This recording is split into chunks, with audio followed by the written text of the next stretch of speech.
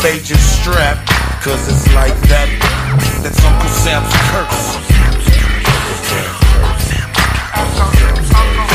a rebel and you're moving the product and everybody hates you. That's Uncle Sam's curse.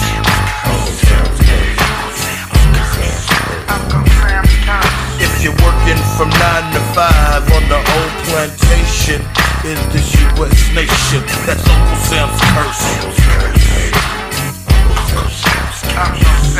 And if you're praying on the food to Jack and you don't care about the color, even if he's black, that's Uncle Sam's curse.